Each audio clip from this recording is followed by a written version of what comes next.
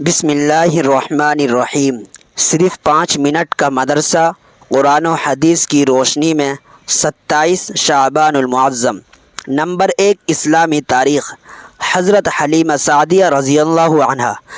حضرت حلیمہ سعدیہ رضی اللہ عنہ عبداللہ بن حارث کی بیٹی اور حارث بن عبد العزیٰ کی بیوی تھی۔ وہ ایک امانت دار اور اخلاق مند خاتون تھی۔ ان کا تعلق قبیلہ بنو سعد سے تھا، جو پورے عرب میں فصاحت و بلاغت میں مشہور تھا۔ اسی خوش قسمت اور نیک بخت خاتون نے عرب کے رواج کے مطابق سرکار دو عالم صلی اللہ علیہ وسلم کو دودھ پلایا اور تربیت و پرورش فرمائی۔ وہ آپ صلی اللہ علیہ وسلم سے بہت محبت کرتی تھی۔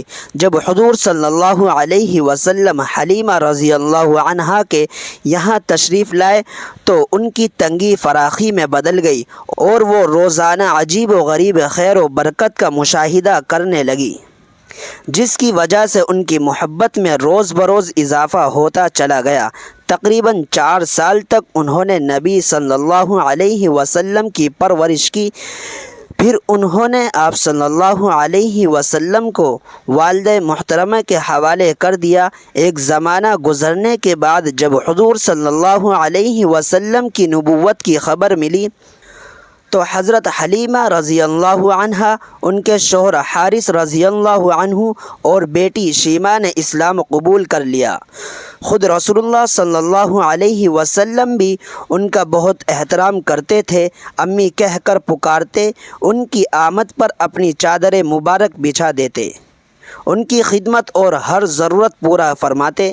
حضرت حلیمہ رضی اللہ عنہا ہجرت کر کے مدینہ منورہ تشریف لے گئیں اور وہیں وفات پا کر جنت البقیع میں دفن ہوئی۔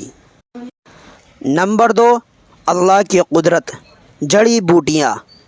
اللہ تعالیٰ نے زمین پر مختلف قسم کے پیڑ پودے اگائے۔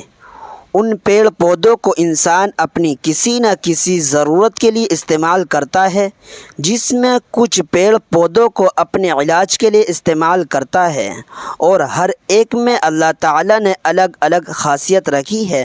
کوئی بخار میں مفید ہے تو کوئی نزلے میں کام آتا ہے تو کوئی کھانسی کو دور کرتا ہے۔ ذرا غور کیجئے کہ ان مختلف جڑی بوٹیوں میں بیماریوں سے شفا کس نے رکھی ہے؟ یقیناً وہ اللہ ہی کی ذات ہے جس نے پیڑ پودوں میں بیماریوں کی شفا رکھی ہے۔ نمبر 3، ایک فرض کے بارے میں۔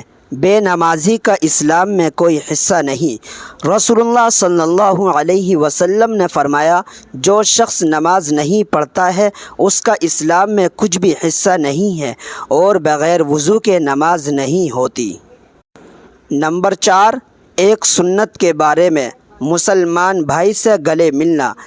حضرت ابو غفاری رضی اللہ عنہ فرماتے ہیں کہ رسول اللہ صلی اللہ علیہ وسلم نے مجھ سے معانقہ فرمایا، یعنی گلے ملے۔ نمبر 5، ایک اہم عمل کی فضیلت۔ اندھیرے میں مسجد جانا۔ رسول اللہ صلی اللہ علیہ وسلم نے فرمایا، مسجد کی طرف تاریکی میں چلنے والوں کو قیامت کے دن مکمل نور کی خوشخبری سنا دو۔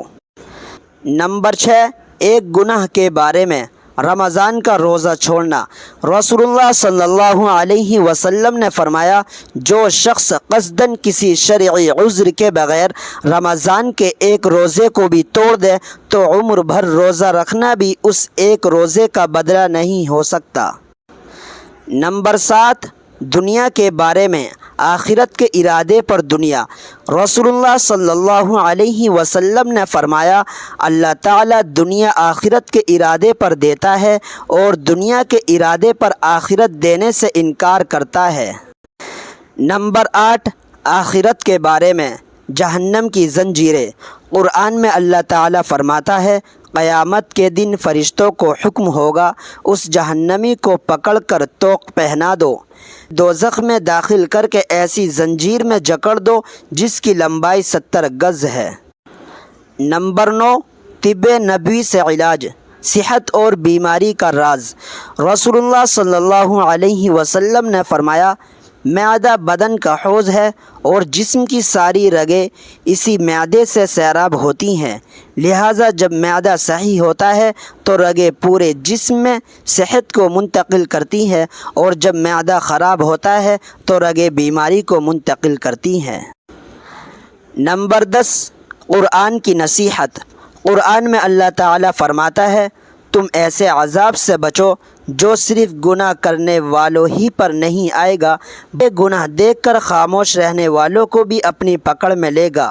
خوب جان لو کہ اللہ سخت سزا دینے والا ہے۔